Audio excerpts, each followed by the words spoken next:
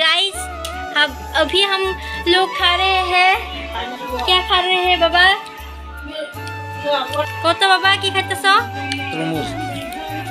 কি? তরমুজ। তরমুজ। গরম তো পড়েই গেছে একটু একটু। ওয়াটারমেলন।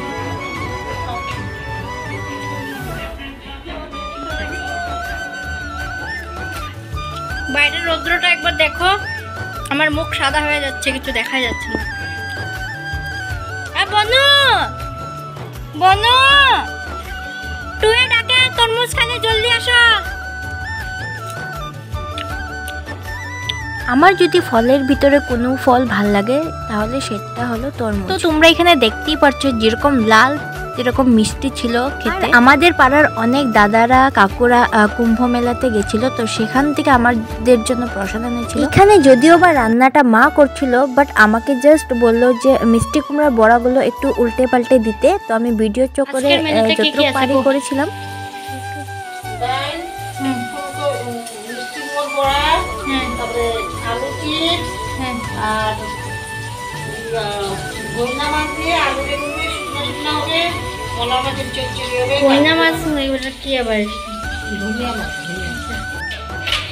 আমি এখন কোথায় যাচ্ছি ব্লগে থাকলে দেখতে পারবেন।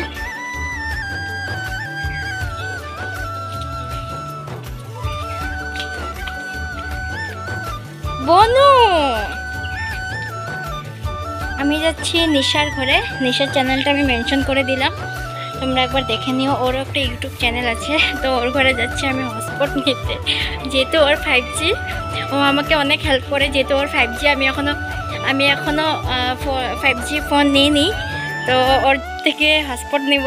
এই যে এটা তোমরা স্ক্রিনে দেখতে পাচ্ছ, এটা হলো আলু বেগুন দিয়ে ছোট মাছের ঝোল, আর এটা আমার খুবই প্রিয়। তো আমি মাকে বললাম এটা কিন্তু রান্না করো, আর বানিয়েছিল ডাল। রান্ধান করে আমি প্রথমে ভিজা চুলটা আঁচড়ে নিই, তাহলে আমার যেন অনেক কমফোর্টেবল লাগে, যে চুলটাও শুকিয়ে যায় খুব জলদি। তার ফাঁকে বলি শার্ট আউট আছে, তোমরা কিন্তু কমেন্ট করে যাও, আর আমার ফুল ব্লগগুলো কেমন হচ্ছে কমেন্টে জানাও। তারপর চলে গেলাম আমাদের বনুর সাথে একটু লাগালাগি করতে। ওকে তো ভিডিও না আনলে না হবে, ওকে তো তোমরা দেখেছো আগেই, ছোট ছিল অনেক, এখন অনেক বড় হয়ে গেছে। তারপর সবাই মিলে একসাথে ভাত খাচ্ছিলাম, যেহেতু আজকে বাবাও ঘরে ছিল, দাদার মেয়ে অর্থাৎ মনাও এসেছিল, আর মা ওকে একটু খাইয়ে দিচ্ছিল। গেম আমরা এখন খেলবো। দেখো ওর পাকা পাকা কথাগুলো, তো তোমরা ওর কথাগুলো শুনে আজকের জন্য এখানে থ্যাংক ইউ ফর ওয়াচিং। দেখা হচ্ছে নমস্কার। গরম লাগে না তো, বলো ঠান্ডা লাগছে, এটা বরফ। সরা সরা।